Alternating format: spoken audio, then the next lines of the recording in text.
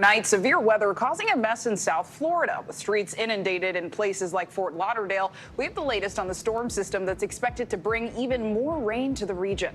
And happening now, a new turn in the fight over access to abortion pills. Overnight, a federal judge blocking part of a ruling that endangers access. We're breaking down the next legal steps and what that means for people trying to access abortion medication.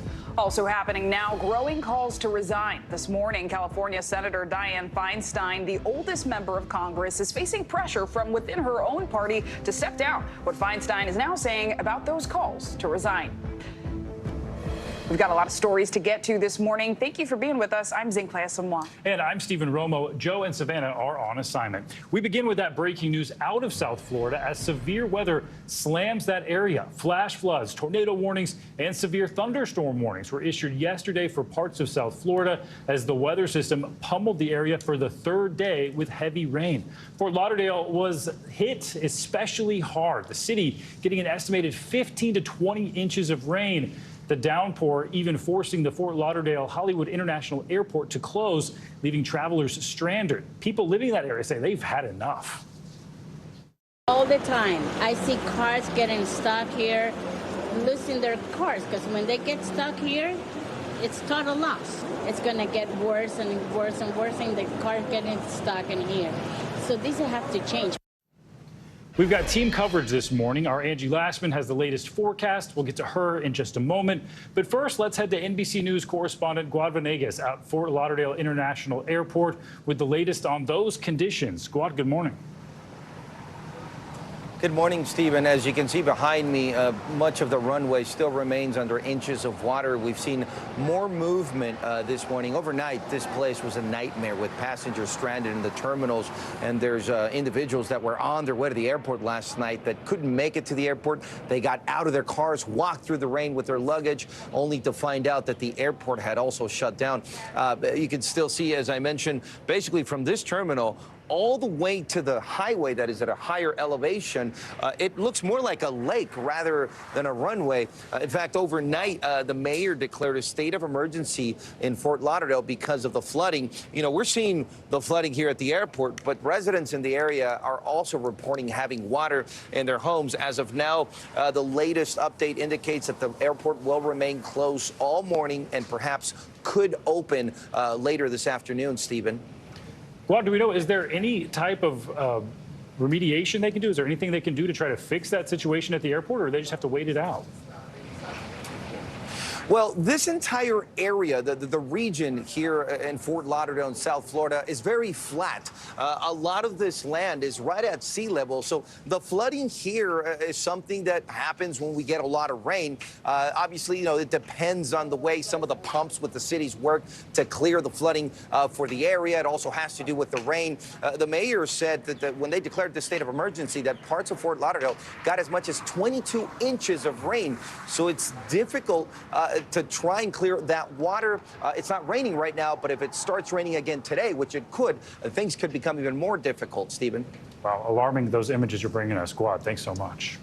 Now, let's take a closer look at that storm and more with your Morning News Now weather forecast. Meteorologist Angie Lastman joins us now for a look at that. Hey, Angie. Hey there, guys. Yeah, it's a good reminder that it doesn't take a tropical system to see really impactful heavy rainfall. And as we see a warming climate, we know warmer climate means that the atmosphere can just hold more water, and these heavy rain events will become more likely. We're still seeing a couple of chances for some rain to work through parts of South Florida, but notice the heavy rain that's stretched across parts of the southeast. Jackson to Montgomery, seeing heavy rain working through parts of the Panhandle as well. And as we look a little farther to the east of Florida, there are some showers and some thunderstorms sitting offshore with plenty of lightning.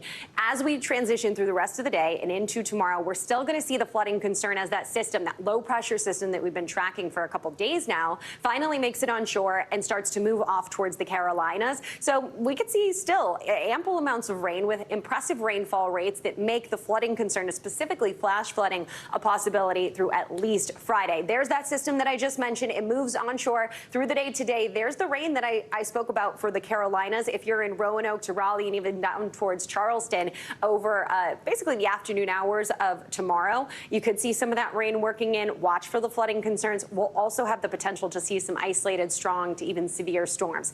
There's the amounts we're expecting. Some higher amounts in the yellows and in the orange, 1 to 2 inches. But you'll notice widespread, we're expecting maybe another ½ an inch. Could be problematic for places like Fort Lauderdale that already received over 20 inches of rain just in a 24-hour period. So even a ½ an inch will make it problematic still for folks going through the rest of the day.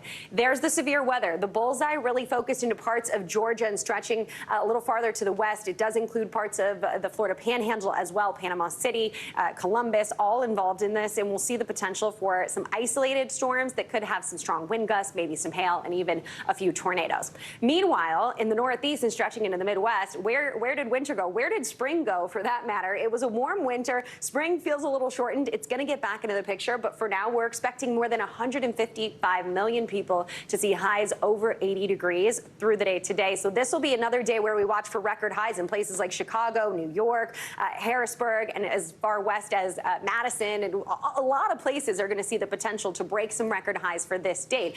And no surprise when you look at these highs this afternoon. Upper 80s in Minneapolis, 90s in some spots. Detroit hits the mid 80s. Even Washington, D.C. and New York tomorrow are going to be in the mid 80s. We'll finally start to see spring settle back in, guys, as we get into Saturday and Sunday. The 60s will return to New York. Still 80s, though, in Washington, D.C. on Sunday. Love to see that. Angie Lassman, thank you. Now to new developments in the legal battle over the abortion drug mifepristone. A federal appeals court issued a decision late last night clearing the way for the pill to remain available in the U.S. for now. But there are now certain restrictions. Civil rights attorney and former prosecutor Kristen Gibbons-Fendon joins us now to dig into this. Kristen, it's good to see you. So first off, what should we know about the new limitations on exactly how this drug can be dispensed? Yeah, so as you said, the stay was lifted on every single thing that was argued except the FDA's 2000 approval. So like you mentioned, it will remain on the market. But this means that starting today, there's going to be a significant rollback as to the access to this drug. So yesterday, women were able to obtain the abortion pill via mail up to 70 days after pregnancy and didn't require an in-office visit with a physician.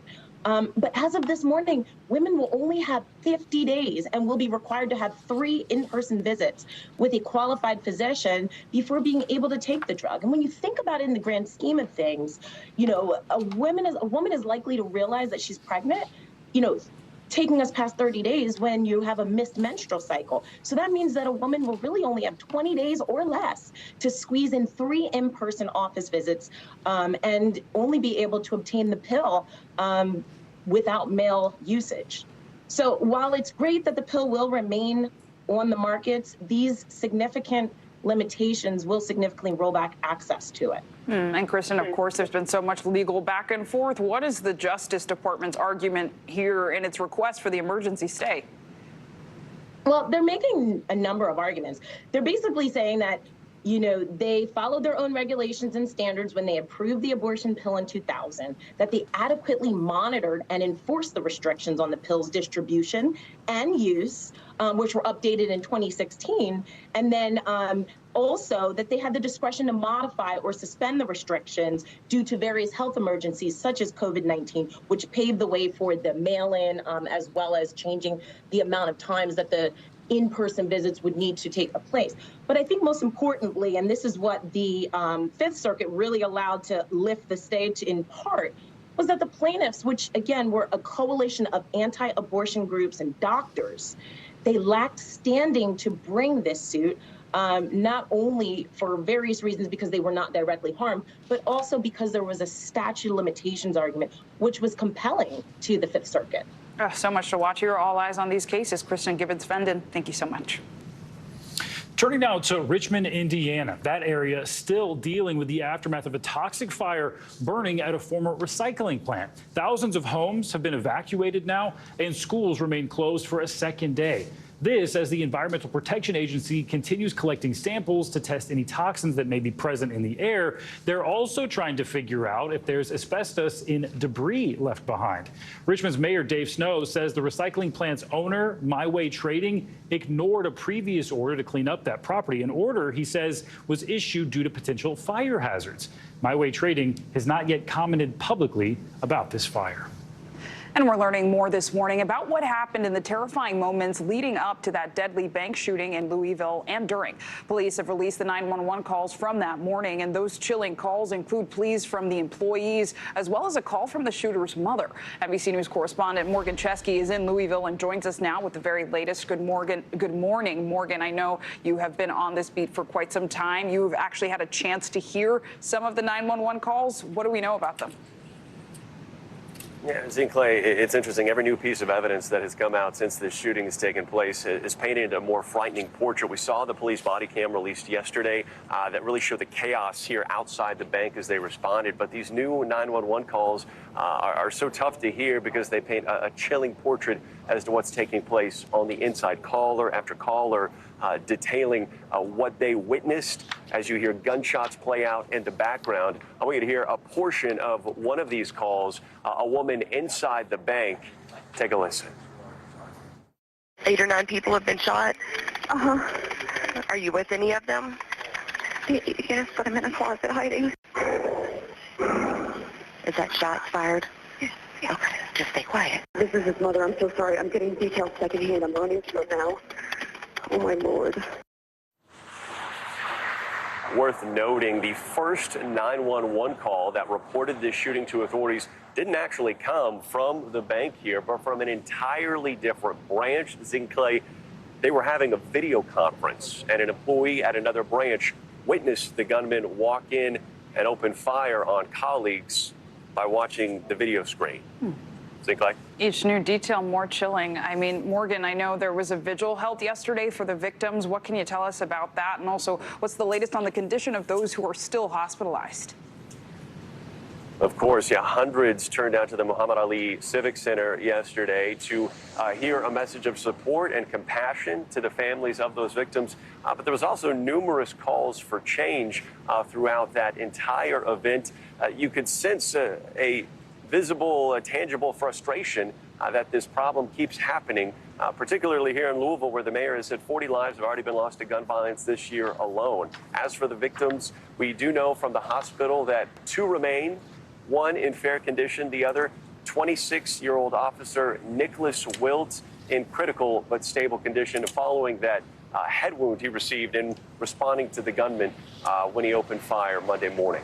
Clay. Praying that officer recovers soon. Morgan Chesky, thank you so much. And also this morning, there are potentially new details surrounding one of the most serious intelligence leaks in U.S. history. A report in the Washington Post says the person who leaked classified documents over the past few weeks is a gun enthusiast in his 20s who worked on a military base. The Post is citing 2 anonymous members of an online messaging group, including a minor on the social platform Discord, where it says the documents were first leaked. NBC News has not been able to verify the report, and the White House says the Justice Department is investigating the leak and reviewing its national security implications. Also this morning, jury selection is getting underway in the defamation case against Fox News Channel. Dominion Voting Systems is suing the network for $1.6 billion. They say the news channel promoted conspiracy theories about its technology following the 2020 election. NBC News senior reporter Jane Tim is in Wilmington, Delaware, where the trial is being held. Potential jurors are filtering into the Wilmington courthouse today. They know they're going into a 6-week trial, and a few of them look a little bit wary. 1,600 jury summonses were sent out, and from that pool, the court is looking for 36 jurors to fill out the panel of 12 jurors, 6 alternates, and a dozen jurors that the lawyers on both sides of the aisle can strike.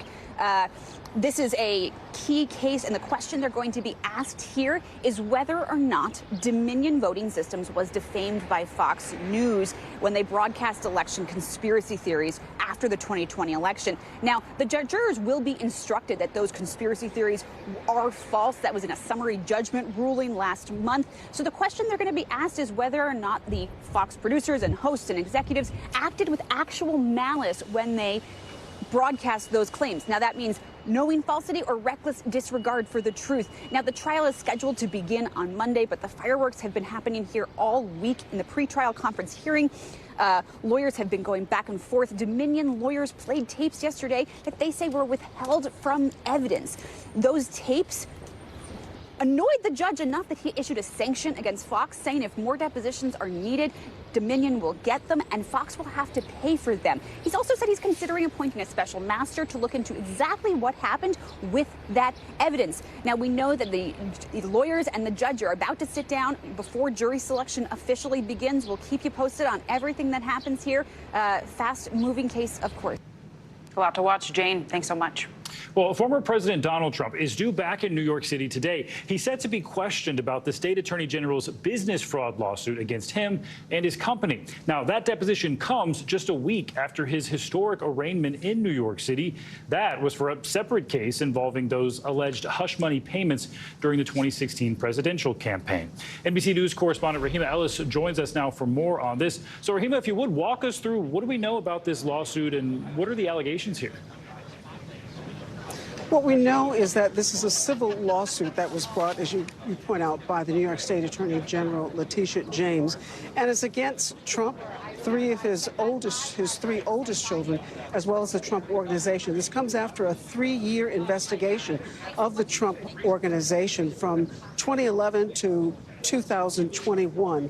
And it alleges that he routinely and habitually made false statements about the value of his properties, anything from hotels, sky rises, and golf courses, in order to receive more favorable bank loans. According to the papers filed by Letitia James, if he is found guilty of this, she's seeking $250 million in damages, as well as something like a 5-year ban on Trump being able to do any kind of real estate deals in the state of New York. Stephen?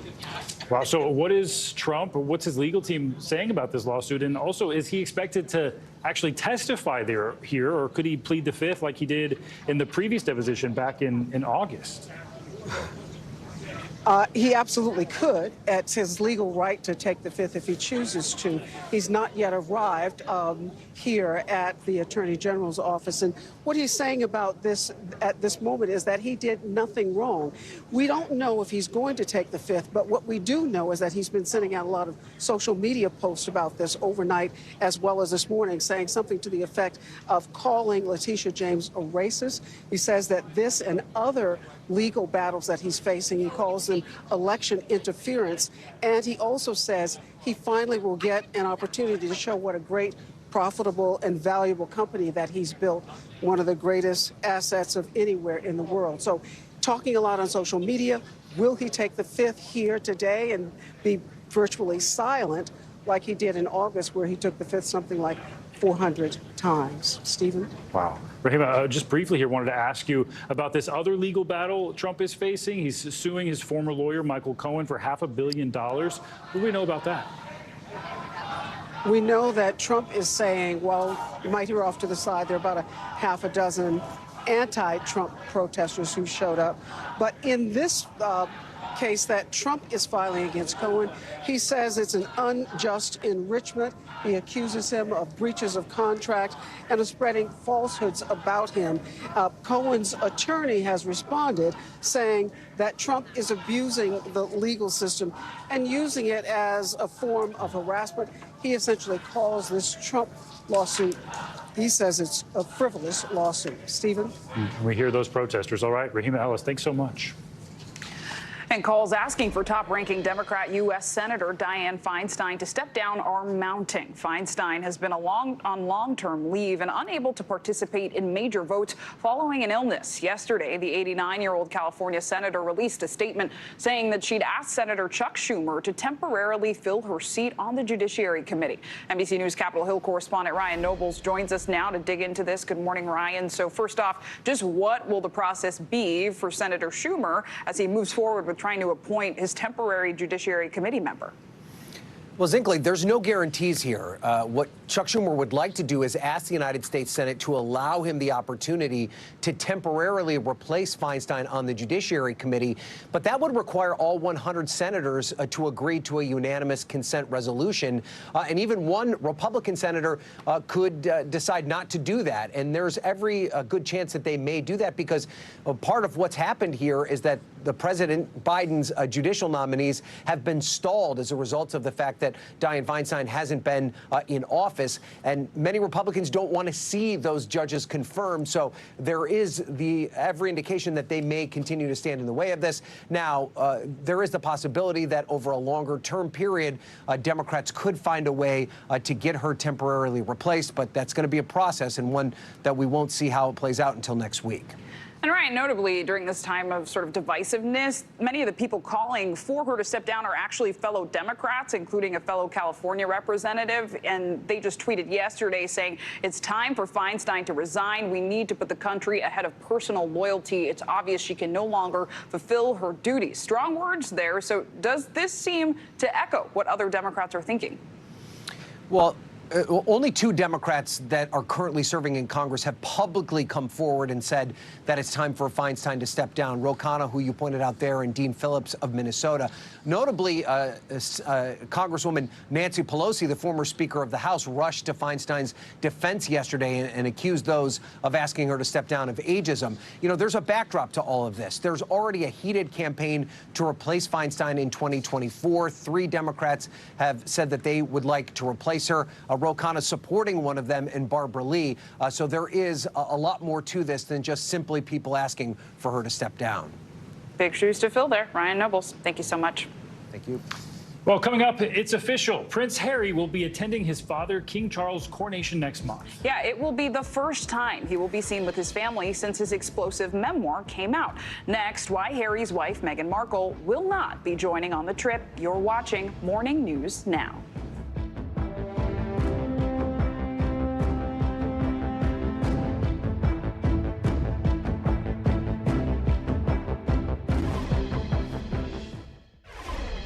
Welcome back. President Biden is continuing his visit to Ireland this morning. He's meeting with Irish President Michael Higgins and will then address the Republic of Ireland's assembly. NBC News White House correspondent Mike Memoli is in Dublin and joins us now with the very latest. Good morning, Mike. So the president seems to be really making connections with the people there. Can you talk about how his trip is going so far? Well, Zinkley, White House Press Secretary Karine Jean-Pierre said this morning that the president is having the time of his life. After some of that diplomatic heavy lifting in the morning in Northern Ireland, the president was able to spend some time in Ireland in County Louth, where he was reconnecting with the Finnegan branch of the Biden family tree. He toured Carlingford Castle on the Cooley Peninsula, beautiful spot, and then had a very warm welcome despite the terrible, frankly, weather conditions in the town of Dundalk, where he stopped in a restaurant, stopped in a pub, met with a friend of his, a relative of his 5th cousin, once removed, Rob Carney, a rugby star. And that did lead to one of the bit of a gaffe that's getting a lot of attention here. The president talked about a rugby match involving Ireland's national team when, as President Biden put it, Carney beat up the Black and Tans. He actually met the All Blacks, New Zealand's rugby team. Black and Tans, that's a reference to an auxiliary military unit from the United Kingdom government back to the Irish War for Independence. So that's getting a lot of attention. But you know what? Biden gaffes are kind of par for the course, and the president going to be spending some more time with the other branch of his Irish ancestry tomorrow in County Mayo. And Mike, I know that's not the only thing that's been getting a lot of attention. There are also reports of a security issue concerning a lost document with details of the president's Belfast itinerary. What can you tell us about that? Yeah, there were local reports in Northern Ireland that a document may have been lost from a member of the police of Northern Ireland, the police service of Northern Ireland, the PSNI, a Secret Service spokesperson confirming that they were informed by the PSNI of that media reports, but they said it did not impact in any way President Biden's plans. Now, this is coming at a time of heightened security and heightened sensitivity in Northern Ireland. There were also reports that police were able to foil an attempted pipe bombing along the president's motorcade. A Secret Service official said, however, that they have supreme confidence in their European and Irish partners in ensuring the security of the president's trip. Of course, keeping the president safe is no small feat. And Mike, I wonder, what else does the president have on his agenda for the rest of the day? Well, today here in Dublin is a lot of the sort of set pieces, the official engagements you expect on any foreign trip. You mentioned him meeting with the president. He'll also meet with the prime minister, known here as the Taoiseach, Leo Varadkar. Later today, he'll become just the 4th U.S. president to address the Irish Parliament. And then tonight, he'll be the guest of honor at an Irish state banquet. And this president loves Irish poetry. He loves one Irish poet in particular, Seamus Heaney. He's been quoting him for as long as I've been covering him, a long time.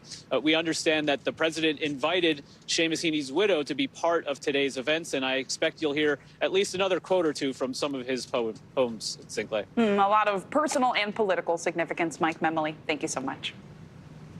Buckingham Palace has confirmed that Prince Harry will be attending King Charles' coronation, but his wife Meghan will remain in California with their children. Next month's event is set to be the first time the Duke of Sussex will be with the royal family since his explosive memoir, Spare, was released. We're joined by British Royals commentator Hilary Fordich with more on this. Hilary, good morning to you. Thanks for being here. So some royal watchers did predict this is what would happen. So what can we make of this news, and should we see it as like maybe an easing of the tensions for Harry and the rest of his family? Well, pleasure to be back with you, Stephen. And yes, I'm actually proud to say that I was quoted both sides of the Atlantic, actually, in print, predicting this situation would actually unfold exactly the way that it has unfolded. Yes, he's coming on his own, and actually it is looked at as maybe a release of the tensions in terms of this is what his father really wants. His father, King Charles, of course, refers to him as my darling boy. Even Prince Harry quoted that in his book Spare. So this is actually a very good sign for the royal family, and nobody wants to see a royal rift, so it's good on both sides. And if I might link this to your previous story, it's interesting actually that Biden is an English name. His great-grandfather emigrated to the U.S. from West Sussex, but he chooses just to go to Ireland, not England. But Prince Harry is choosing to go back to England. Wow, fascinating. And these stories back to back there. Well, what do we know about the current state of the relations between Prince Harry and his father? There was so much attention, the Netflix special, of course, and then the memoir released. We know those public statements from Meghan and Harry asking for that royal summit to happen. Do we think that's more likely now? Well, yes, you're right, actually, that Prince Harry has always said that the only way he would come would be to have an apology. And of course, there's been much talk on both sides of the Atlantic. Who needs to apologize to whom, given all that he said and throwing his family rather under the proverbial royal bus? And of course, what he did when he came over, and I was quoted as saying this too, when he went over to the UK, he went over there for that recent, very high-profile High Court hearing. That was somewhat, I believe, a testing of the waters to see how he will be received. And because he was received well in that, yes, he's back there, and there is hope there will be some sort of softening. But don't forget, King Charles was very busy preparing for his trip to Germany, so was too busy to see his son. Very much so it's coming, though, from Buckingham Palace that the king is delighted Prince Harry will be there. It just remains to be seen what role he will play and not play in the actual coronation. And we know some of the things he definitely will be doing, and we definitely know some of the things he won't be doing. How is this being viewed in the UK, that Meghan and the children are staying at home? I know there's been a lot of angry public discourse about her. Is she being further targeted for this?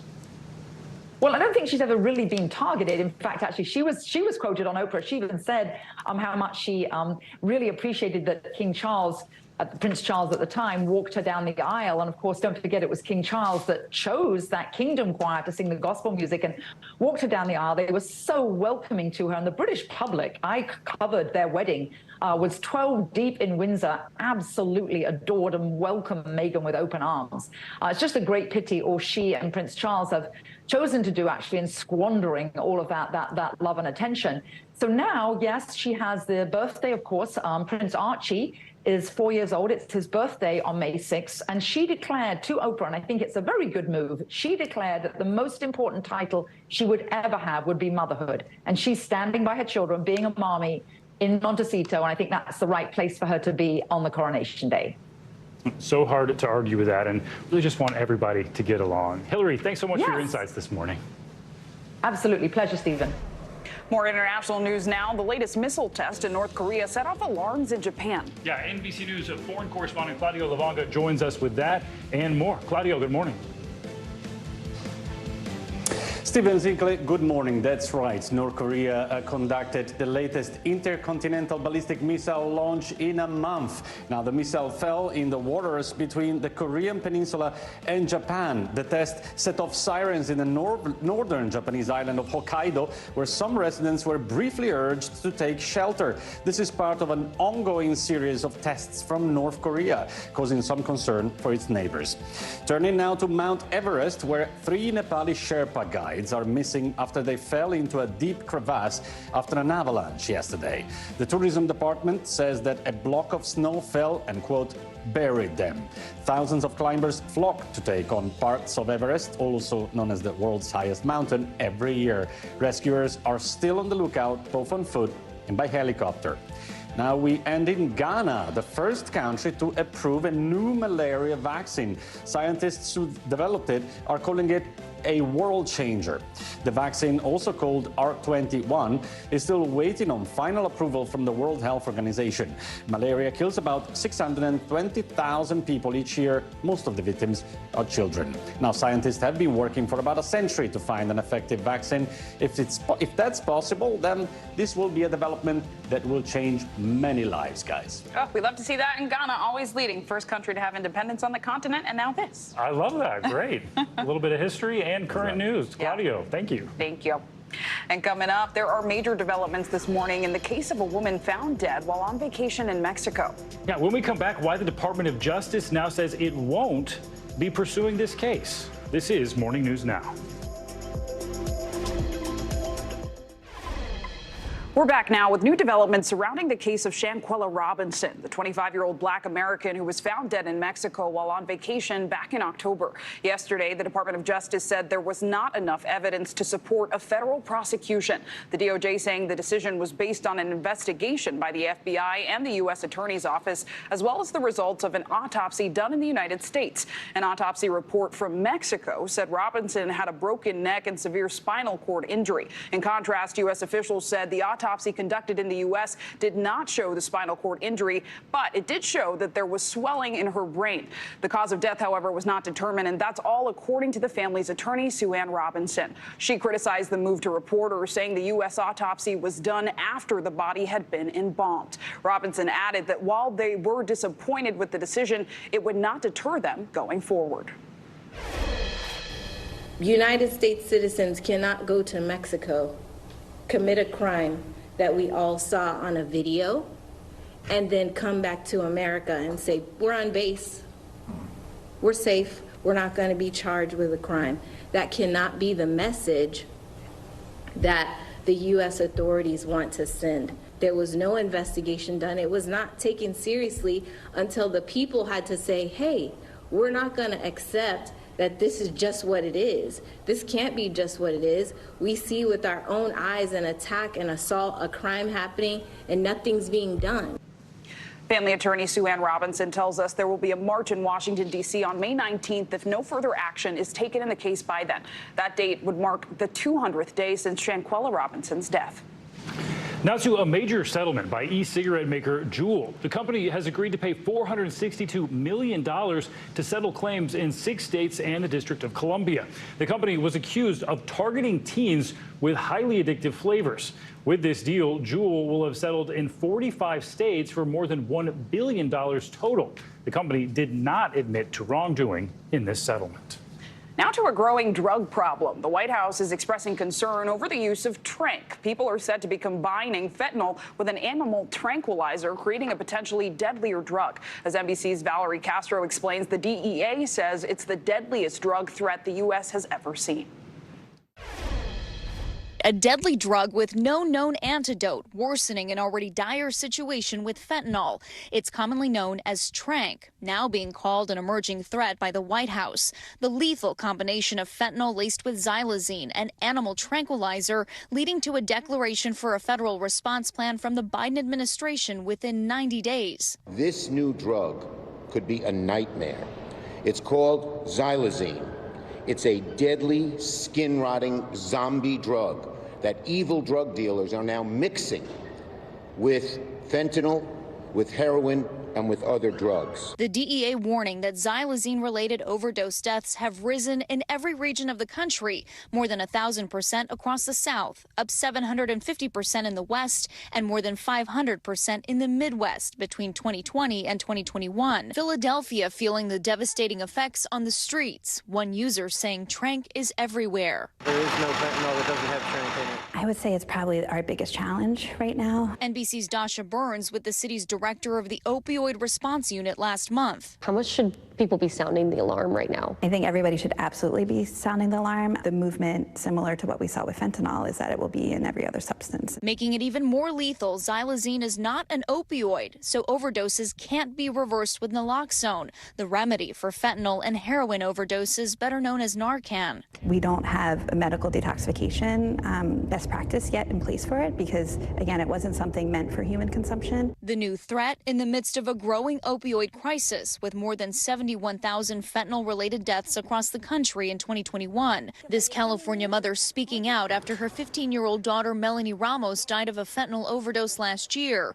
She was discovered in her high school's bathroom. Yo no quiero que otro padre de familia pase lo que yo estoy pasando. Elena Ramos calling on state lawmakers to pass Melanie's law. It establishes a foundation for schools throughout the state to provide education to not only the staff but to the students on fentanyl and opioid overdoses. But stemming the flow of fentanyl into and around the country, a constant battle. Last year, the DEA seized more than 57 million fentanyl-laced pills and more than 13,000 pounds of powder. And the seizure of the drug nationwide through the U.S. Postal Service increased by 150%, a large portion of it smuggled across the U.S.-Mexico border. The Biden administration's drug czar, Dr. Raul Gupta, is calling for $11 million in funding to build this strategy. The plans would include developing an antidote to combat overdoses and potentially asking Congress to make this a controlled substance. Back to you. Valerie, thanks so much. Coming up this morning, 'tis the season for a lot of sneezing. That's right. Bless you if you're sneezing. And allergy season is here. And you may have noticed it's worse than ever. After the break here on Morning News Now, we'll explain why that is and what you can do to ease your allergies. Welcome back. Spring has officially sprung, and while the warmer weather is great news for some, it also means the beginning of allergy season. That's right. And this year, experts say things may be more severe due to pollen season kicking off earlier. According to the Department of Agriculture, pollen seasons are now starting 20 days earlier and lasting 10 days longer. So joining us now to talk about this, NBC News meteorologist Angie Lassman and allergist Dr. Tanya Elliott. Good morning to you both. So, Angie, let's start with you. We've been seeing these warmer temperatures. A lot of people big fans of them, but I want something to blame for allergy season. Is it the warm temperatures? Yeah, I mean, simply put, yes. When we have a warmer winter, oftentimes we see the grow season start a little earlier, and that means that the plants are of course, blooming a little earlier. The leaves are on the trees earlier. Let's take a look at exactly when the leaves came out across the country, because this is a good indication of exactly when we started to see those pollen levels starting and then, of course, increasing. So much of the country, from the plains to the Northeast, was dealing with 1 to even 3 weeks earlier than normal for the leaves coming out and for the blooms happening. You can see places like Cincinnati, Washington, D.C., even New York, 3 weeks earlier than normal. We did have a really mild winter. That, of course, has contributed. And, you know, when we have these warm temperatures, and especially when you consider climate change, guys, with warmer winters expected in the future, this means the grow season is longer. This means we're seeing that pollen happening for longer. And sometimes it means that the pollen is more intense as well.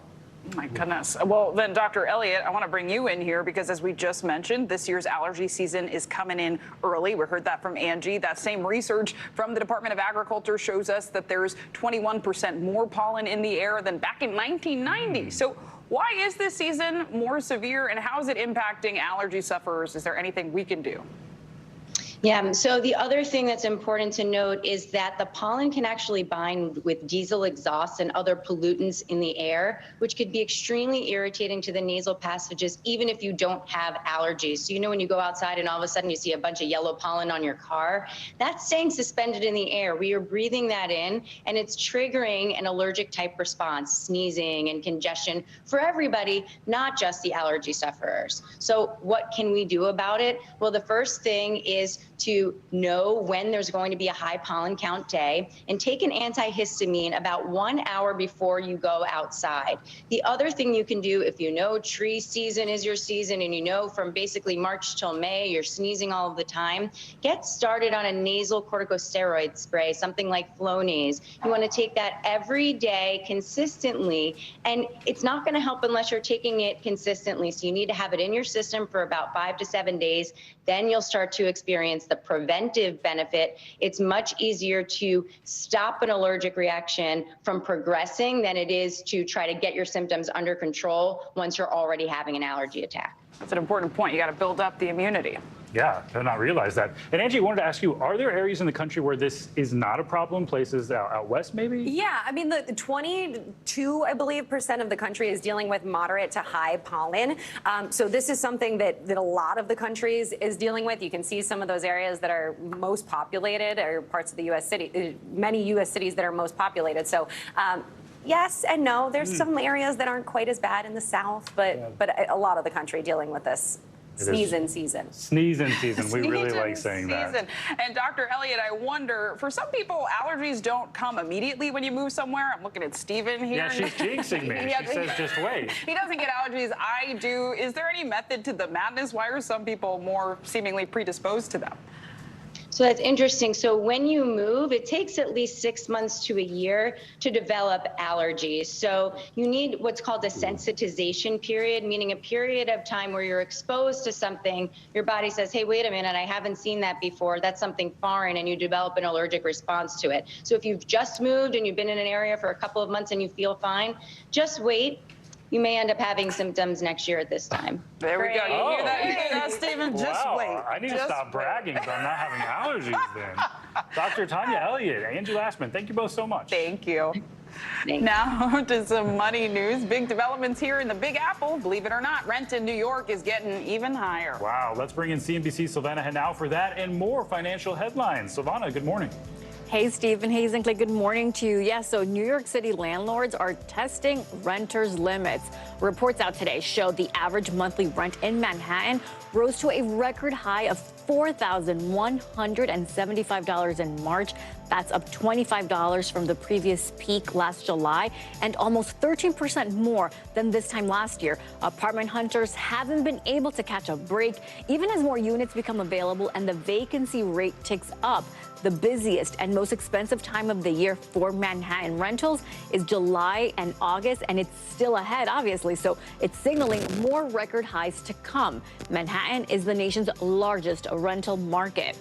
Chipotle plans to ditch gas for electric grills at 100 new locations it's opening. This is part of the fast food chain's plans to design more environmentally sustainable restaurants. Chipotle's goal is to slash greenhouse gas emissions in half by 2030. The company has more than 3,200 locations, and all but a dozen currently use gas grills. Warner Brothers Discovery unveiling its new Max streaming service yesterday, which combines HBO Max and Discovery Plus. The company is hoping one of the big draws will be Harry Potter. It's officially working on a TV series based on the popular books and movies that will stretch out over a decade. The show will have a new cast playing Harry, Hermione, Ron, and the other iconic characters. J.K. Rowling will be among the show's executive producers, guys. So there you have it. Ooh, my question is, are we going to see the original cast make cameo? Ooh. That would be cool for fans, right? Yeah, 100%. Maybe not for the new stars, though. That's some big shoes to fill. Yeah. That's true. We'll see about that. All right, Silvana, thank you. Thank you. All right, this next one is for the plant parents among us. If you are neglecting your houseplant and think it's suffering in silence, think again, because according to new research, when plants are under stress, they release sounds. Yeah, this blows my mind. For more, we're joined by one of the researchers who made this discovery, Yossi Yovel, who's a professor of the School of Zoology at the Sagel School of Neuroscience at Tel Aviv University. Thank you so much for being here. We just want to jump right into this one. Yeah, so first, Yossi, can you explain to us what you and your fellow researchers have actually discovered and how this project came about? What were you trying to prove? So good morning, everyone. I should say the idea came from my colleague, Professor Lila Hadani from the Department of Botany. And her idea was that, it's just not possible that plants are silent. We think about them as silent creatures, but perhaps they just emit sounds in frequencies that we cannot hear. And this is exactly what we did. I'm a bioacoustician. I'm used to working with high frequencies. I study bats most of my time. We brought in these high frequency microphones, which allow us to detect frequencies that the human ear cannot detect. We place them in front of many different plants, tomato, for example, tobacco, wheat. And we found that under stress, so when the plant is stressed, for example, when it's dehydrated or when it is cut, it emits these very high pitch ultrasonic signals, very short, brief signals. It sounds like popping, something like if you and I could hear it with our ears. It's almost like the plants are crying. Oh, that's awful. I have a plant in my office. I'm worried about it crying out right now. So if you could sort of explain to us, when you say that these plants are stressed and they make these noises, where does the noise come from? What mechanism is vibrating to create this sound? Exactly. So they're not crying. You can keep on cutting your salad without being worried about it. At least that's what we know so far. We think that these are physical sounds. You know, plants have water vessels. They use them to transfer water. And if air bubbles are created in these vessels, then you will hear these high frequency popping sounds like the ones that we've recorded. Now, this makes perfect sense. If the plant is dehydrated, you will have more of these bubbles. If you cut the plant, you will have more of these bubbles. We have preliminary data suggesting that if there's a pathogen attack, an attack of some kind of bacteria, for example, or virus, you will hear more of these bubbles. So you will have more of these bubbles, and you'll hear more of these sounds.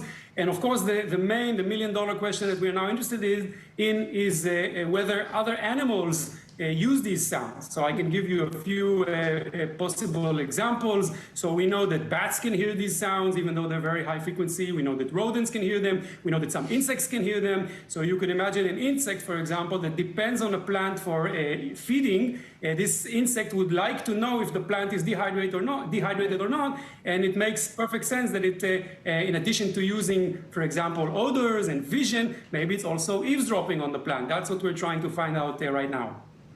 Wow, so fascinating and important insights, both for the plants and just like the world. Yossi, thank you so much for your research. You're welcome. Well, coming up on Morning News Now, it's a household name, but it turns out Tupperware may not have an airtight business model. After the break, why the brand now says it's at risk of folding. Stay with us. We'll be right back.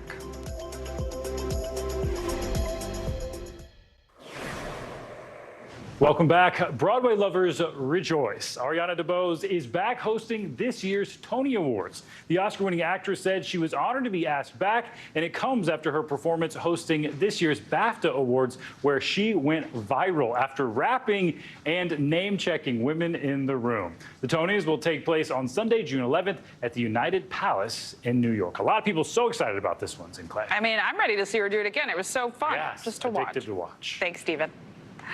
And finally this hour, hold on to your doggy bags. An iconic American company is in limbo. Tupperware has warned it could potentially be out of business after more than 75 years. NBC News correspondent Kristen Dahlgren has more.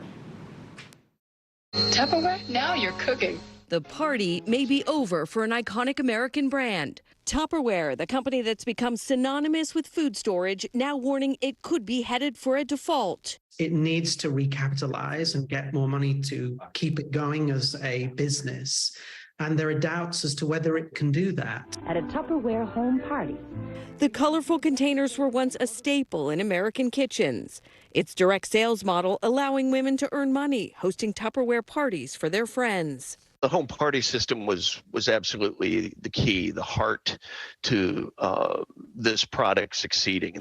Tupperware seeped into pop culture, from All in the Family. Welcome to my very first Tupperware party. To the marvelous Mrs. Maisel. Ladies, these are some of the finest plastic products on the household market. And it did see a sales boost during the pandemic, when suddenly everyone became home chefs. But they're good for food prepping. But unlike the leftovers it has been keeping airtight for years, the Tupperware boom didn't last. Some of the younger cohorts in Gen Z, they probably haven't even heard of Tupperware. The company telling NBC, with our independent sales team coupled with our recent expansion into Target and Amazon, we are excited about meeting consumers where they shop.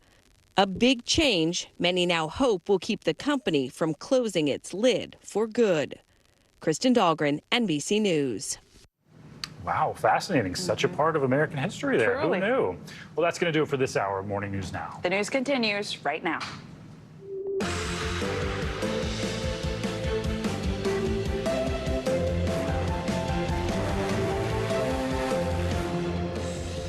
Good morning. I'm Zincle Asamoah. And I'm Stephen Romo. Joe and Savannah are on assignment. Right now on Morning News Now, Florida flooding. Torrential rains hammering parts of the state, with some areas seeing nearly 2 feet of water. The massive deluge leaving drivers stranded and airline passengers trapped. We're in South Florida this morning with the latest on the effects of this storm and when even more rain is expected. On hold overnight, a federal appeals court blocked part of a controversial ruling that endangered access to the abortion pill mifepristone. But the future of that drug remains up in the air this morning. We're breaking down what comes next and why, even after the new ruling, access to the pill will be harder to come by. And Fox sanctions. A judge in the billion-dollar defamation lawsuit against Fox News says the company withheld evidence. We're breaking down what the new ruling means for the case as jury selection gets underway today. And royal reunion. Prince Harry is set to attend his father's coronation, but he'll be doing that alone. His wife Meghan and their children are staying in California. We've got reaction from Buckingham Palace as royal watchers hold out hope for an end to that family rift. Just want everybody to get along. Yeah, that royal drama doesn't stop. Oh, yeah. Well, we do begin this morning with that breaking news out of South Florida as severe weather slams that area. Yeah, flash floods, tornado, and severe thunderstorm warnings were issued yesterday for parts of southern Florida as the weather system pummeled the area with a third day of heavy rain. Fort Lauderdale was hit especially hard, the city receiving an estimated 15 to 20 inches of rain. The downpour even forcing the Fort Lauderdale Hollywood International Airport to close, leaving travelers stranded.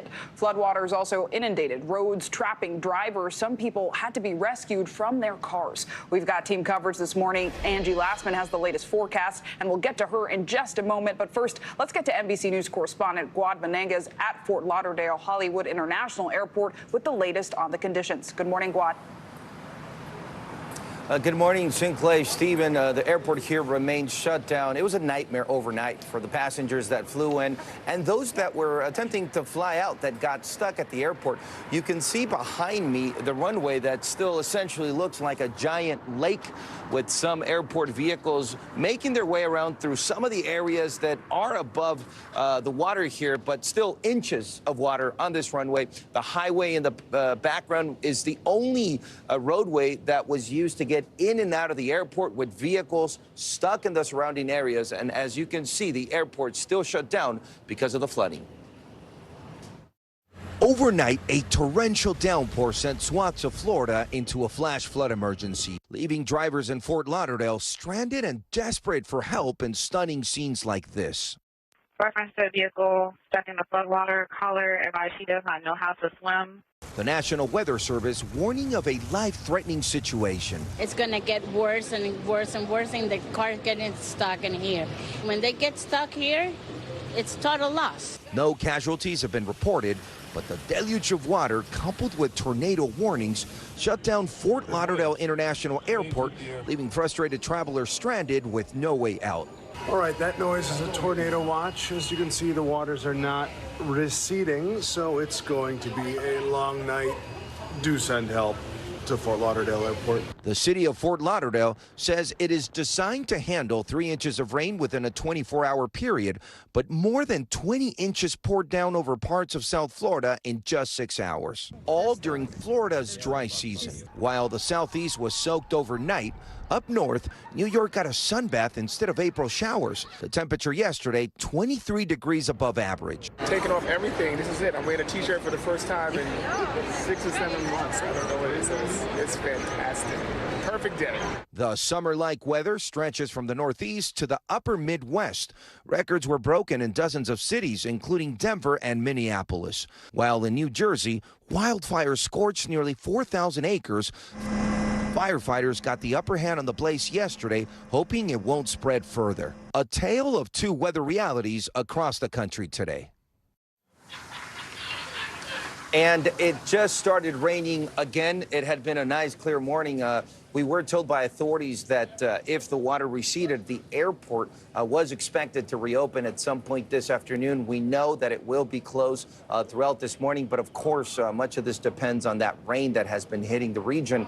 And people remain inside a lot of these terminals after they slept there overnight, waiting for an update for authorities here at the Fort Lauderdale International Airport. Sinclair, Stephen. So wild to see the water covering those runways. Squad, thank you so much. All right, for more on all this, let's bring in meteorologist Angie Lastman. So much rain there, Angie. Yeah, so much that we broke some records. Wettest April on record for Fort Lauderdale. That, of course, with all the tallies coming in at 20-ish inches of rain yesterday, and the wettest day in April on record. They received 7 months worth of rain in just 7 hours, inundated with water. You saw those visuals, and we are going to see, as Guad just mentioned, a couple more chances to get in on some rain through the day today. Now, it's not going to be quite as heavy as what they've seen already, but any additional inch or two could be problematic for folks there. Meanwhile, we have really heavy rain working through Jackson into parts of the panhandle of Florida. That's all thanks to that low pressure system that we've been watching in the Gulf of Mexico eventually slide on shore. That's going to bring the potential for some flooding concerns to much of the southeast, not just South Florida. Notice those rainfall rates stretching into parts of the Carolinas and as far west as New Orleans could reach anywhere from 1 to 2 inches per hour. So again, we'll watch for the flooding concerns. We remind you not to drive through those flooded roadways. That's always really dangerous when we see this kind of rain working through. There's the system. We'll watch for the flood watches to continue for parts of southeast Florida. But even if you're in the Carolinas for tomorrow, you'll see some added rainfall working through. We'll also have the potential to see some strong storms with this. But when it comes to the rainfall amounts, anywhere from 2 to 4 inches is going to be on the higher end. We'll see widespread amounts up to 1 inch to 2 inches, though, so watch for that. Now, there's the severe weather threat that I'm talking about for today, focused into parts of the southeast. Columbus, Panama City, Jacksonville, and as far south as Miami could see some of those strong wind gusts with some of these isolated storms. We could also see some damaging hail up to 1 inch or maybe larger.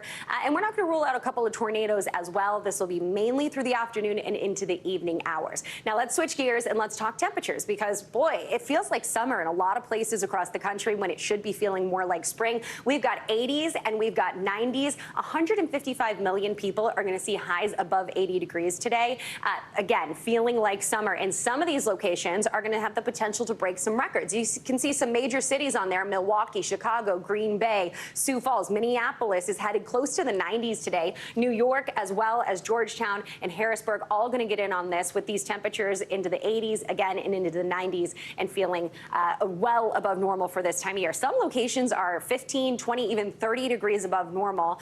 And this will continue into tomorrow. Notice Washington, D.C. and New York end up into the mid-80s. So it'll be another warm one before we start to see things kind of moderate out, at least in New York and in Boston. We'll get back to those more normal temperatures, and then slowly but surely the rest of the Northeast and the Midwest will also return to average. Now, we also have the fire alerts that remain in effect for a lot of people, 23 million people stretching from Michigan all the way down to Texas and in parts of Arizona. Those fire alerts, we've seen active fires already. You saw what Guad showed you from New Jersey, and we continue to have active fires in a couple of states. This is going to be something that we'll watch to be problematic through the day today, guys, with those fires easily spreadable with these conditions that we're seeing. Hoping people stay safe. Angie Lastman, thank you so much.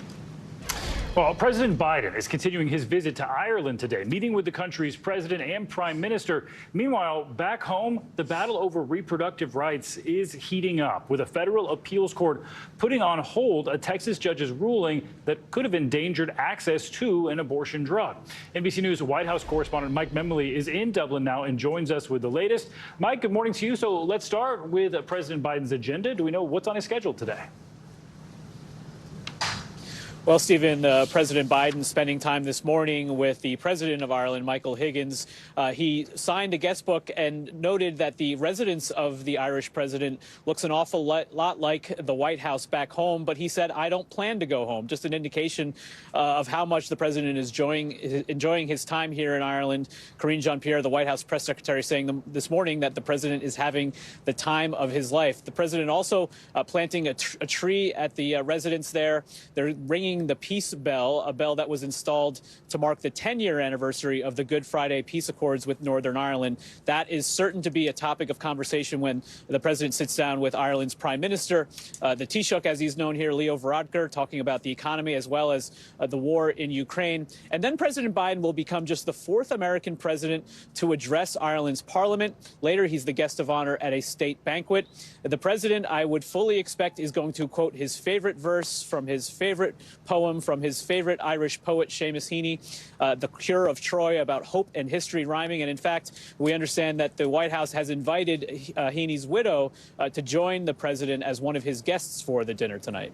Wow, Biden certainly living it up there, having a lot of fun. But we know there is still work on his agenda, including having to do with abortion rights. Have we heard any reaction from the president about those recent rulings we've been talking about mifepristone? You know, Stephen, it's really interesting. We haven't heard from the president here on his foreign travel, but we have heard from Vice President Kamala Harris, who really has been taking a lead role for the administration in the abortion rights battle, broadly speaking. Yesterday, she convened a meeting of the White House's task force on reproductive health. It was an opportunity for her to hear from other members of the administration as well as the cabinet about what steps the administration is doing in response to these legal decisions. The vice president's calling that Fifth Circuit appeal holding up the district court ruling, a wide-reaching ruling that requires a far-reaching administration response. We heard from the Attorney General, Merrick Garland, who reiterated that the administration strongly disagrees with these decisions and is fighting it in court. Interesting to note, Stephen, that typically when the vice president hosts these kinds of task force and meetings, she does so in her own ceremonial offices in the White House. This meeting yesterday took place in the Roosevelt Room. She was at the center of the table where we often see the president running and convening meetings of this sort. It's an interesting indication of how the White House really is elevating the vice president in this role at this important time. Interesting to see that leadership role on this important topic. Mike Memoli, thank you. And this morning on Capitol Hill, calls are mounting for longtime serving U.S. Senator Democrat Dianne Feinstein to step down from her position amid a health-related absence. And many of those calls are coming from within her own party. Capitol Hill correspondent Ryan Nobles joins us now with the very latest. Ryan, good morning. Hi, Zinkley. Good morning. And Senator Dianne Feinstein insists that she has no plans to step down. Overnight, though, she did ask to be temporarily removed from the powerful Senate Judiciary Committee. And some of her fellow Democrats are worried that her extended absence is standing in the way of important work that needs to be done here in Washington. Senator Dianne Feinstein has not cast a vote in the U.S. Senate since early February. The California Democrat was hospitalized with shingles and, despite being released, has not been well enough to fly back to Washington. I intend to return as soon as possible, once my medical team advises that it's safe for me to travel, she promised in a statement last night. But just how soon that may be remains unclear. And now some Democrats are calling for her to step aside. It's time for Senator Feinstein to resign, tweeted California Congressman Ro Khanna, adding, "We need to put the country ahead of personal loyalty. While she's had a lifetime of public service, it is obvious she can no longer fulfill her duties." The 89-year-old Feinstein, already facing questions about her health and mental stamina, announced last month she would not seek re-election in 2024, but promised to finish her term. The new calls for her to step down are in part because of her role on the Judiciary Committee. More than a dozen Biden judicial nominations have been stalled, waiting for her to return. In a statement, Majority Leader Chuck Schumer's spokesperson said the leader will ask the Senate to, quote, allow another Democratic senator to temporarily serve on the Judiciary Committee, a move that Republicans will likely stand in the way of. Meanwhile, Feinstein isn't the only senator to have recently faced health struggles. Senate Republican Minority Leader Mitch McConnell was absent from the Senate for multiple weeks last month after falling and being treated for a concussion. And Democratic Senator John Fetterman was out for more than a month after checking himself into the hospital to receive treatment for clinical depression. Feinstein, a trailblazing Democratic icon and an influential senator over the years. But Feinstein has caught the ire of some progressives, unhappy with her handling of the confirmation of conservative Justice Amy Coney Barrett, who replaced liberal lion Ruth Bader Ginsburg. And if Feinstein were to step down, Governor Gavin Newsom would appoint her replacement. Newsom, also a Democrat, has said that he would appoint a black woman to the job. Zinkley? Ryan Nobles, thank you so much. All right, now to the latest in that sweeping defamation lawsuit against Fox News and its parent company tied to false claims of fraud in the 2020 election. Jury selection is set to begin today. NBC News correspondent Emily Ikeda has a look at what we can expect. At the center of Dominion Voting Systems' defamation suit against Fox News and its parent company, months of comments from top hosts and guests following the 2020 election, amplifying false claims the vote was rigged. We have tremendous evidence already, but of fraud in this election. Dominion alleges in a $1.6 billion suit, Fox damaged its reputation by knowingly spreading false claims about the company's voting machines to retain viewers. We talked about the Dominion software. I know that there were voting irregularities. According to court filings, text messages and internal communications reveal that some of Fox's most popular figures were ridiculing election fraud claims behind the scenes, pointing to this appearance from a Trump lawyer. We have evidence of how they flipped the votes. Tucker Carlson to fellow host Laura Ingraham, Sidney Powell is lying. Ingraham responding, calling Powell a complete nut. In excerpts of a sworn deposition, Chair of Fox Corporation Rupert Murdoch was asked if some hosts endorsed the narrative of a stolen election. Yes, they endorsed. Fox defends its election coverage and says Dominion's suit is designed to generate headlines, calling it a blatant violation of the First Amendment. Experts say the burden of proof in a defamation case is significant. You have to show not only that the statements were false about someone, but that they were made with actual malice. Now, the judge overseeing the case is sanctioning Fox for withholding evidence. According to a person present in the courtroom, Dominion lawyers played recordings former Fox producer Abby Grossberg made in 2020, which were not provided during discovery. Grossberg is suing Fox News, telling NBC's Cynthia McFadden she believes her deposition was coerced. But Fox says those claims are without merit. Did the Fox lawyers attempt to intimidate you, harass you, push you to say things that were not true? Oh, 100% they did, yeah. And I realized that the answers that they wanted me to say were putting me in a very vulnerable position to be the company's scapegoat. And our thanks to Emily Ikeda for that report. That sanction means that Dominion now has the chance to conduct even more deposition at Fox's expense. In a statement, Fox says it produced the supplemental information from Ms. Grossberg when we first learned it. And we're learning more this morning about what happened in the deadly bank shooting in Louisville. Police have released the 911 calls from that morning, and those calls include pleas from employees as well as a call from the shooter's mother. NBC News correspondent Morgan Chesky joins us now from Louisville with the very latest. Morgan, good morning. Yes, and Clay, good morning. And every new piece of evidence that has come out since this shooting took place only paints a more frightening picture. That body cam video from police showed the chaos outside this bank. But these newly released 911 calls are painting a chilling portrait as to what was taking place on the inside. Not only that, but we're also hearing from the gunman's own mother, who called police to warn them something may be horribly wrong. 911, Operator Valve, where is your emergency? My son might be because he has a gun and he's heading toward the Old National. This morning, chilling 911 audio from the mother of the Louisville shooter as the deadly rampage was unfolding. I don't know what to do. I need your help. I think he's never hurt anyone. He's a really good kid. Please don't come up to him. The mother called authorities to warn them about her son, sharing his roommate told her something was wrong. He's nonviolent. He's never done anything. Please. Okay, and you don't believe he owns guns? I know he doesn't own any guns.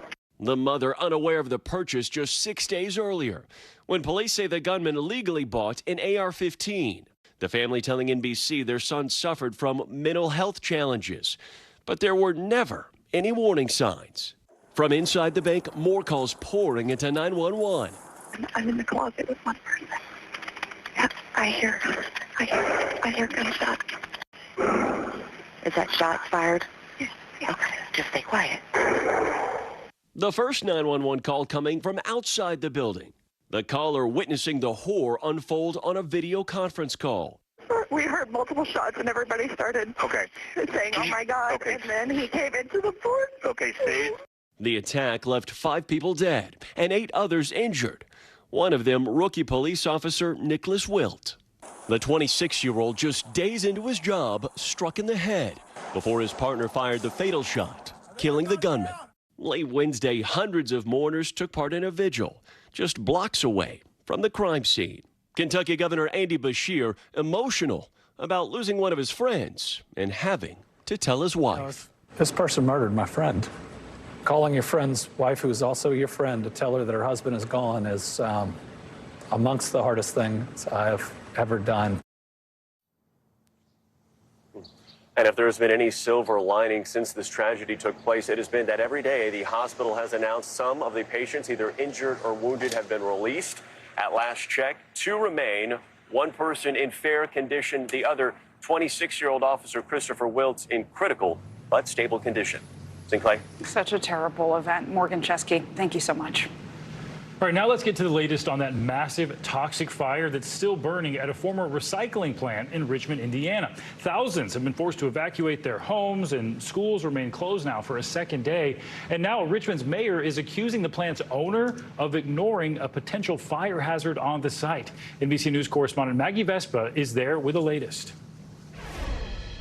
Good morning from Richmond, Indiana. You can see that big toxic plume is really as big and as dark as it has ever been at this point. And we can also tell you that it's spread a little bit since yesterday, and it's kind of dissipated, meaning the spot where we were yesterday is frankly no longer safe. So we've moved farther back. We're more than a mile back now, and we're upwind and, of course, still wearing these mats just out of an abundance of caution. Meantime, one of the biggest headlines to come from this story is Richmond's mayor saying the owner of that site ignored warnings and citations for safety violations in the past. And they add basically this toxic fire is the city's worst fear coming to fruition. This morning, Indiana's industrial inferno still casting a black cloud over the small city of Richmond. You can smell the plastic. The massive toxic blaze forcing at least 1,500 people from their homes, firefighters using bulldozers and excavators to battle the smoldering flames, but noting the pile could burn for days. 911 calls first came in Tuesday after a semi-trailer caught fire. The flames quickly spreading to warehouses at this former recycling plant. The site contains buildings and trailers packed with plastic, the source of the toxic smoke.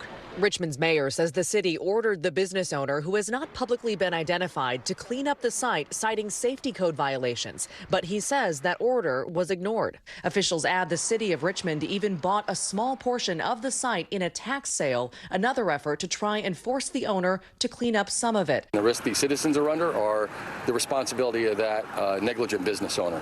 Officials say an investigation could take weeks. Once we get this fire under control, we will turn our full attention to continuing that process to hold this person responsible. The big concern, air quality. EPA agents are on the ground testing for cancer-causing toxins. Fortunately, the toxic compounds that we're looking for, we're not seeing. The agency noting they have found particulate matter which can cause respiratory issues. Officials ordering residents within half a mile to evacuate. But some say they can't or won't leave. We're not evacuating. There's no place to go. NBC News has reached out to the last known owner of that site. We haven't received a response. And again, that person has also not been publicly named, so we're not naming them at this point. In the meantime, firefighters and investigators say they don't know how exactly that fire started, but overnight, the state fire marshal said they're hoping to make progress on this by the weekend. We see that smoke there. Maggie Vespa, thanks so much. And coming up, Prince Harry says he will attend his father's coronation. But he'll be doing so without his wife, Meghan, or their children. Up next, the steps now being taken to prepare for his arrival and why some hope this could be the first step in ending the royal rift.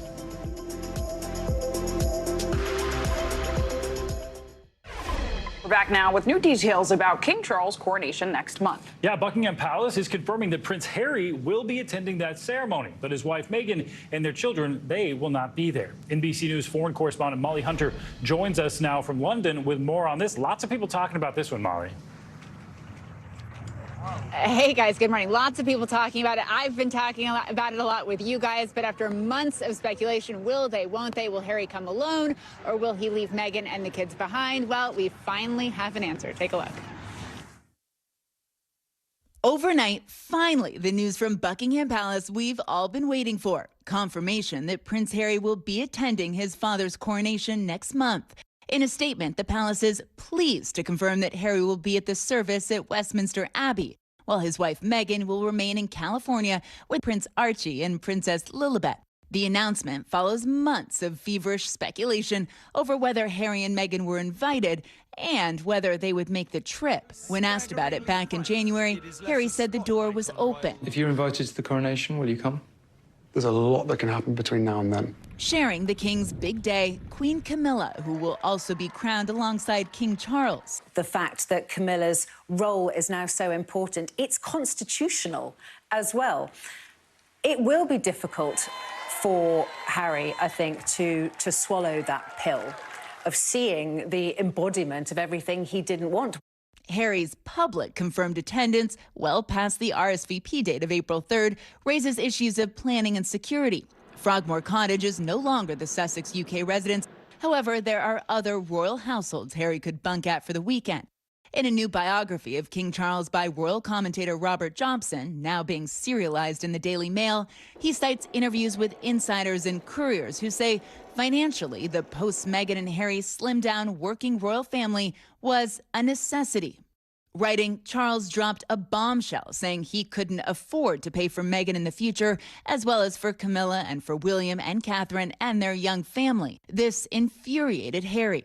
But in his last major round of interviews around his book, Spare, Harry suggested there was still optimism. Forgiveness is 100% a possibility, because I would like to get my father back. I would like to have my brother back.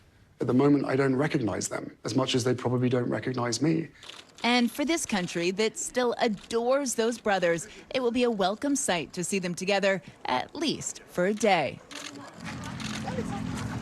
A very welcome sight for so many on this side of the pond. Now, we did reach out to Buckingham Palace for comment about that book excerpt. We received a no comment. And guys, as far as Harry's role, once he crosses the pond, once he's actually here for the coronation, we will have to stay tuned for more details. I'll send it back to you guys. All right, more to come on that. Everyone just wants this family to get along. Molly, thanks so much. Thank you. And more international news now. Strikers in France are taking to the streets ahead of a highly anticipated pension ruling. Yeah, let's bring in NBC News foreign correspondent Claudio Lavanga with that and more international news. Claudio, good morning. Stephen Azinkle, good morning. Yes, this is the 12th day of street protests in France, but strikes have been going on there since mid-January over these pension reforms. Now, if this ruling moves forward, the bill could raise the retirement age by 2 years to age 64. This means that people could be working longer for their pensions there. Now, President Macron is under major scrutiny as protesters block traffic in efforts to fight the reform. Now, let's jump to Saudi Arabia, where some new diplomatic ties are forming. The Syrian foreign minister made a visit to Saudi Arabia for the first time since the war in Syria began back in 2011. The two countries with a complicated history now look like are on demand. The foreign ministers sat down for talks on efforts to fight drug trafficking. There were even discussions about returning Syria to the Arab League. Finally, we end with a splash in Thailand. This community is celebrating the Thai New Year with a giant water fight. Thousands of locals took to the streets in Songkran with water guns. The inspiration for this comes from a phrase that translates to passage of the sun. Locals celebrate with water to wash away misfortune with hopes of heading into the year with a fresh start. Back to you guys. Wow. That looks awesome. Yeah. Yes. How have I not heard of that? I want to go. Claudio, thanks so much. Thank you. And coming up, a new push to restrict abortion in Florida. We're breaking down today's critical vote and what it means for the future of abortion access in the South. Plus, Ariana Grande is speaking out about body shaming, what she says she wants her fans to know about her past self. That's coming up next.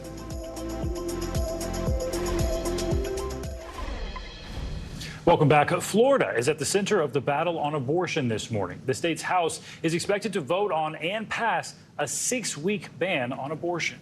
It's the last step before the bill goes to Governor DeSantis for his signature. If it passes, it will bring major changes to abortion access in Florida and the entire southern region. NBC News correspondent Dasha Burns is in Tallahassee, Florida with the very latest. Dasha, good morning. I know you've been on this beat. What do we need to know about this abortion ban that Florida's House is considering today? Yeah, so things are about to start here in just a few minutes. We've got lawmakers heading into the chamber right now. We are expecting that they will pass this bill today. It is a 6-week ban. Now, there are exceptions for rape, incest, and life of the mother at 15 weeks, but it requires some documentation. Look, right now in Florida, there is a 15-week ban in place. The big caveat with this bill at the moment is it's not going to go into effect until a Supreme Court case, a Florida Supreme Court case, makes its way through that court. There is going to be an issue there. We're going to have to see how that plays out before this actually takes effect. But this would effectively, what Democrats argue, is ban abortion in Florida because so many women don't know that they're pregnant at 6 weeks. Republicans, on the other hand, say that this is taking a major step to protect life. Right now, Florida is among the top 10 states when it comes to abortion rates in the United States, guys. And Dasha, I know demonstrators have been camping out there in front of that state capitol all week trying to protest this ban. Do protesters have plans to continue that today? Yeah, absolutely. We're actually expecting them to march here into the Capitol at any moment now. They plan to demonstrate throughout the day. When the Senate voted on this last week, there was a pretty chaotic scene here. 11 people were arrested, including the Democratic minority leader and the Democratic Party chair. So we are waiting to see how things play out today, but it could get pretty heated here. And Dasha, taking a look at the bigger picture, what effect will this ban have on abortion access, not just in Florida, but in the South as well? Obviously, Florida is often sort of a litmus test for the rest of the region. Listen, the reason this is such a big deal is not just because of what it will mean for the state, but the entire South. Look, the surrounding states right now, you've got Louisiana, Alabama, Mississippi with all-out bans, Georgia with a heartbeat ban. And so Florida was sort of the final frontier here. And so now you're looking at this entire area where the door has effectively closed on abortion access. And that is why so many people here are so heated about this issue right now, guys. An issue that so many people are watching and impacts a lot. Dasha, thank you so much. And now to another major issue impacting many people every day, body image and body shaming. In a rare move, actress and singer Ariana Grande took to social media this week to share an important message about the trend for making critical comments about people's bodies. Here's some of what she had to say. I think we should be gentler and less comfortable commenting on people's bodies, no matter what. If you think you're saying something good or well-intentioned, whatever it is, healthy, unhealthy, big, small, this, that, sexy, not sexy, we just shouldn't. We should really work towards not doing that as much. Grande also urged her fans not to judge her health based solely on her physical appearance. Dr. Janet Leidecker, a psychologist with the Yale School of Medicine and director of the Yale Teen Power Clinic, joins us now for more on this. So thanks so much for being here this morning. Do we know just how common body shaming is now? I imagine with social media, it's even more prevalent in our society. And what are the, longer lasting psychological effects it can have on us? Yeah.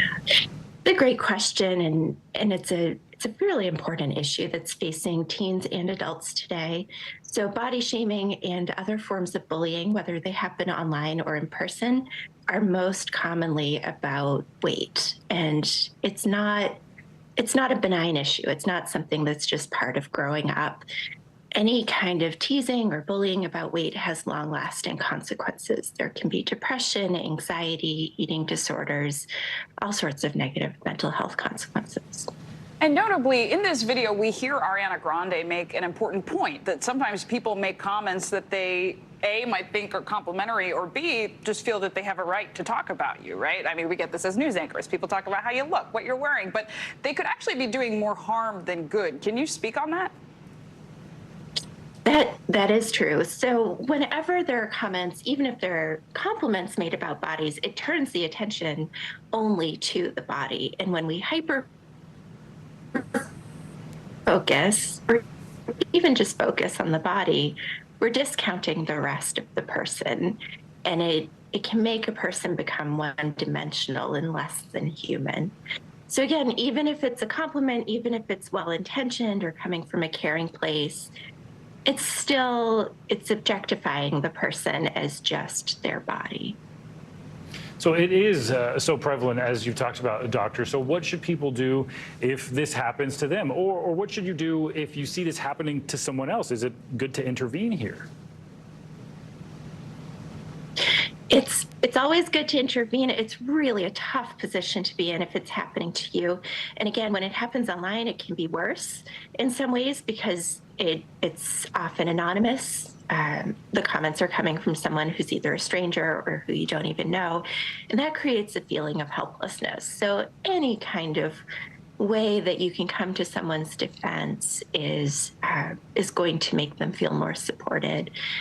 Because the consequences can be so severe, it is important that the person who experiences body shaming gets the support that they need. So getting what they need to have the body shaming stop, and then also getting support to process through what happened. What Ariana Grande did was really incredibly brave to come out and advocate for herself and to make such important points about the role of appearance and the role of comments that people make. We often want our teens who go through treatment with us to get to that point, but it's a hard place to get to, and that looks different for everyone. And Janet, I know you just referenced your work with teenagers. Are there demographics or groups that are sort of more at risk or more susceptible to the negative impacts of these comments? That's a great question. It is. It's harder to deal with this if you're getting comments from multiple directions. So if you're getting teased at school and online, if you're getting it at home, that makes it harder because it feels like there's no safe space to retreat to. But in terms of demographics, there really aren't specific groups who are more vulnerable to having the negative consequences beyond what we see for other mental health problems. So if you have pre-existing depression, anxiety, past trauma, then you are going to be more vulnerable to the effects of body shaming, excuse me, which can be a trauma in itself. Yeah, really important to be kind to each other and mindful of how we talk. Absolutely. Some good information there. Janet Leidecker, thank you so much. Thank you. And coming up in smoke, a new massive e-cigarette settlement tied to the nation's teen vaping epidemic. Yeah, the new rules in place and what it could mean for your kids. That's coming up next. Welcome back. Let's take a look at some financial headlines. Elon Musk giving Twitter a new home. So let's bring back CNBC's Silvana Henao for this and other financial headlines. Silvana, good morning. Hey, Zingley, Stephen, good morning to you. X marks the spot where Twitter now lives. The social media platform is now part of X Corp. That's the shell company owned by Elon Musk. The change was first discovered in a legal document from Twitter as part of a lawsuit filed against the firm last year. Musk has talked about plans to create an everything app called X. He likes the letter X, so it figures in the name of his rocket company SpaceX, and X.com was the online bank he co-founded in 1999 that was later rebranded as PayPal. LinkedIn is rolling out a free verification system allowing users to prove their identity and where they work. LinkedIn is owned by Microsoft. Now, the options include the ability to use Clear to prove who you are, verification of your workplace through an email address, and Microsoft's verified ID platform to get a digital ID for free. The system is available now to all LinkedIn users, provided they work at one of more than 4,000 companies that are supported. Google is making it easier to explore national parks. Updates are rolling out this month to Google Maps ahead of National Park Week starting on April 22nd. That's the day entrance fees are waived.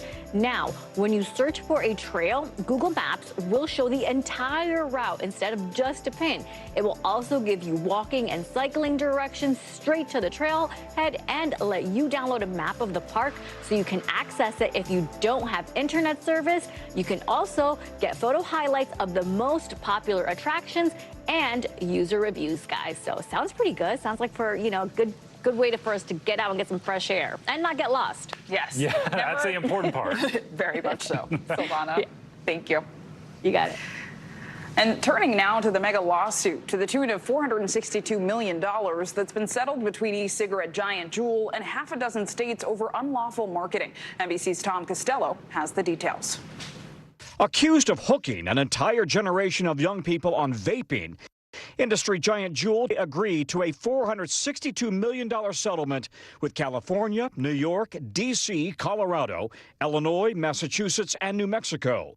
In all, the company says it's now settled with 47 states and territories and 10,000 individuals, representing another critical part in our ongoing commitment to resolve issues from the company's past. The states accused Juul of targeting teens with highly addictive flavors, including mint, fruit, cream, and mango, all now discontinued. Juul misled consumers about the health risk of their products.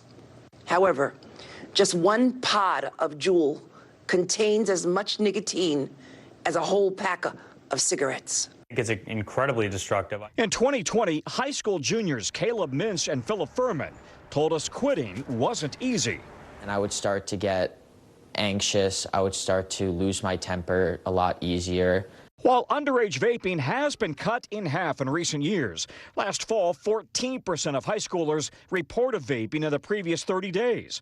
This agreement calls on Juul to stop all marketing to kids, verify a customer's age, and limit the number of purchases that anyone can make. Juul is now owned by tobacco giant Altria. Its lawsuits have already cost the company nearly $3 billion. Last month, Minnesota's lawsuits went to trial. Juul's vape cartridges, meanwhile, are still for sale and awaiting FDA marketing approval. Back to you. Tom, thanks so much.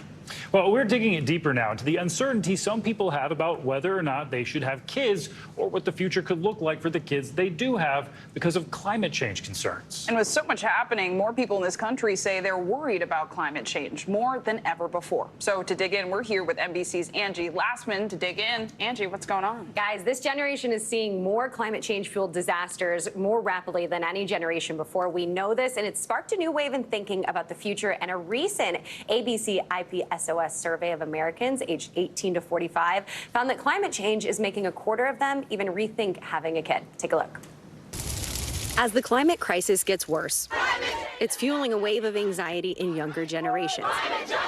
Some say they're rethinking whether they want to start a family or even how they'll do it in a world with a very uncertain climate future. We're not sure that we're going to have kids because we don't want to bring our kids into a world like this. I don't have kids, but it has impacted my thoughts. I definitely want to leave the world in a better place for my kids. I want to make sure to raise children who are aware of this. Now, according to a recent poll, almost a quarter of them say climate change is impacting their decision to become a parent. And people under the age of 35 are more likely to report climate change as a reason not to have children compared to those born in the decade before them. Millennials and Gen Z were born into the most rapid time of global warming and grew up with more frequent and intense climate change-fueled disasters than any generation before them. Think Hurricane Katrina, the massive wildfires across the West, and an unprecedented amount of tornado outbreaks that are already double the average for this point in any single year. Some experts say the concerns about how to raise a family during this time are only growing. Children symbolize the future. People tend to not want children if they don't feel hopeful and optimistic about the future ahead of them. Lindsay Hurwitz says climate change is a big factor in why she's not having children. It would just be so scary to bring a child into this world right now. I know the world is not ending in 50 years, but the natural disasters are going to continue to get worse and worse. Growing up, the 38-year-old says she always thought she'd have kids. But when she got older, Hurwitz started to rethink parenting. I started thinking about, like, what am I leaving my child to? And what world am I leaving them to? So it's just going to continue to get worse until we as a society and we as a government do something about it. A new UN report says there's still hope to curb the catastrophic effects of climate change if governments take swift action now. In the absence of effective leadership that really cares about this issue, potential parents, people who want to have children, people who care about the climate and care about future generations are really going to have to instill a completely different set of values in their own families. What's the plan to solve climate change? Science Moms, a group of moms from across the country, looks to empower families to make changes to off-put climate change. When you decide to have kids, you don't know what having kids is going to be, right? No one can prepare you for parenthood. Including new ways to electrify your home, talking and sharing with your children and other families about climate, and asking local officials about plans to tackle pollution. There's nothing that's going to commit you more to a better world than having a child. Wow, Angie, I mean, so many people clearly have climate anxiety. Yeah. Is it the same between Gen Z, millennials? What's that looking like? Yeah, I think Gen Z is, they're really leading the way on climate and action, and they really have demanded it, I think. But they also are wondering, should I have kids? But, we found mostly millennials are the ones that have already made the decision. I have a feeling Gen Z, as they get older, we'll see a lot more people making this decision. It was really fascinating how many people cited climate change, but also other issues, political, social, when it comes to their decision to fully determine that they are not going to have kids. Makes sense. They want hope for the future and Exactly. hope for their children. Yeah. Angie, fascinating stuff. Thanks so much. Thanks. Thank you. And coming up, from Mariah to Mario, some all-time earworms are receiving a very special honor. Yeah, get ready to have some songs stuck in your head. We're going through this year's additions to the National Recording Registry. Some very cool stuff. Stick around. All right, to the young Taylor Swift fans going to tonight's Tampa concert, a word of caution. Never, ever, ever miss school. At least that's what Hillsborough Superintendent Addison Davis is telling his students. Davis knows all too well what it means to attend a T Swift concert, but warned students not to miss Friday schooling on Twitter. Borrowing from Swift's popular song titles, Davis mentioned in a tongue-in-cheek letter that he, quote, may be the anti-hero here and call it what you want, but you're on your own, kid, if students missed an important instruction. So hopefully no students fall behind, or it could be a cruel summer. Steven, I don't know, this news cycle, I've never said so many Taylor Swift lyrics in my life. That's so much, yes. I'm recognizing more and more every time. Global phenom. There you go. All right. Thanks so much, Sinclair.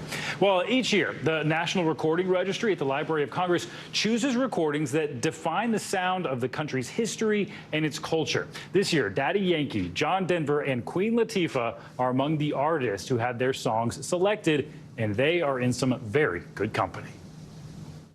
Just dance for me.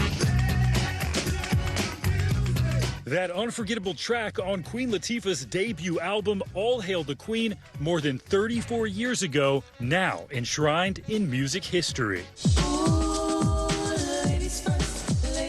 Now, the Queen of Rap is the first woman rapper to be inducted into the National Recording Registry. The cross-genre album, just one of the 25 recordings selected by the National Recording Registry at the Library of Congress. There are hundreds of nominations each year, and selected recordings must be culturally, historically, or aesthetically significant to American culture and at least 10 years old. They've, I think, really made an effort each year to go beyond classic rock and things like that, to include the early development of hip hop, and now this year, reggaeton.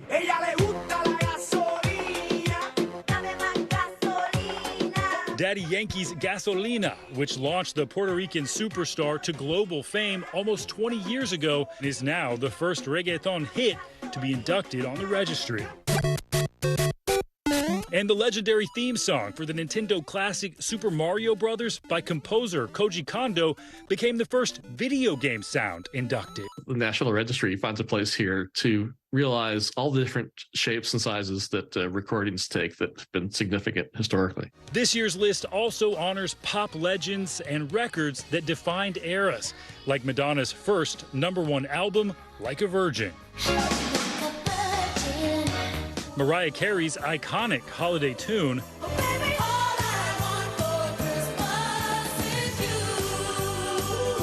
as well as rock stars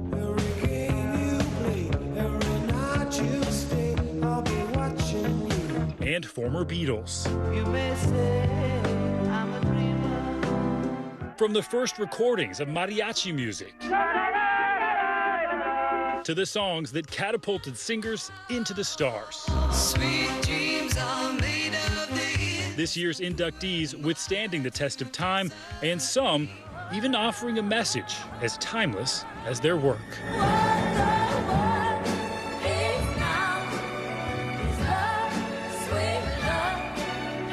It's the only thing that there's just too little of.